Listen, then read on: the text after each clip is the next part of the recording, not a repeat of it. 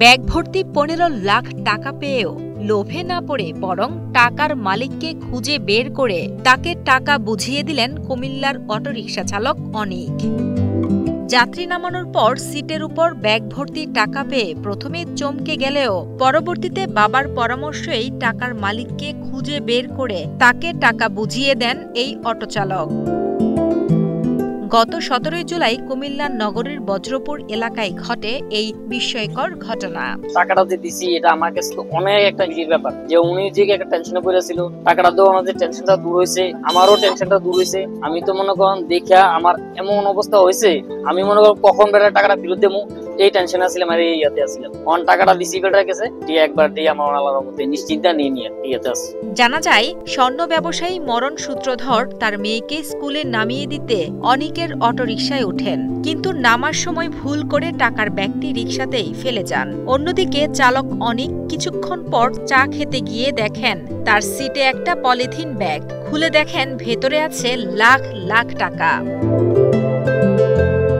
জীবনের প্রথম একসাথে এত টাকা দেখে চিন্তায় পড়ে যান অনিক। সাথে সাথেই অনিক তার বাবাকে ফোন করে টাকার বিষয়টি জানান। অনিকের বাবাও পেশায় একজন রিকশা চালক। তিনি ছেলেকে লোভে না পড়ে টাকার মালিককে খুঁজে বের করে টাকা ফেরত দিতে আদেশ দেন। বাবা তুই জানে উড়াইছো বেটারে পিছাই রাজগান হইতে জানি কেউ টাকাটা বুঝে দরকার নাই, কি করবো?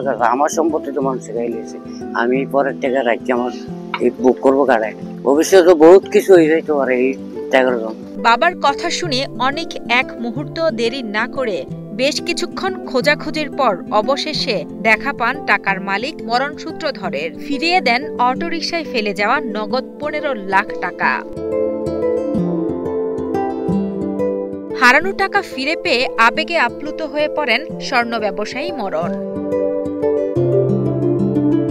তিনি জানান, ব্যবসার কাজে প্রয়োজনীয় টাকার ব্যাগটি হারিয়ে খুব ঘাবড়ে গিয়েছিলেন। চালক অনিকের এমন সততায় তিনি মুগ্ধ এবং অটোরিকশা চালক অনিকের সততা ও বিশ্বাসের অনেক প্রশংসা করেন। পাশাপাশি অনিকের জন্য প্রাণ ভরে দোয়া করেন এই ব্যবসায়ী।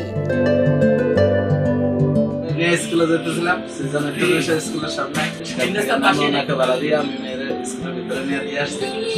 পরে চলে আসছি, পরে আসার পরে মনে হচ্ছে আরে আমার টাকার ব্যাগটা নেই। পরে ওই জায়গায় আবার গেছি, যাওয়ার পরে কয়েকজন দোকানদারের সাথে আলাপ করলাম যে টাকার ব্যাগটা এদিকে রাখছে কিনা। না, অটোতে রাখছে, অটোওয়ালা চিনি না, ওনারা বলছে চিনি না। তারপরে কিছুক্ষণ পরে উনি আসছে, আমার টাকাটা মানুষটা অনেক ভালো মানুষ, ওনার কারণে আমি আজকে এই টাকাটা পাইছি। এই সময় এত ভালো মানুষ হয় না।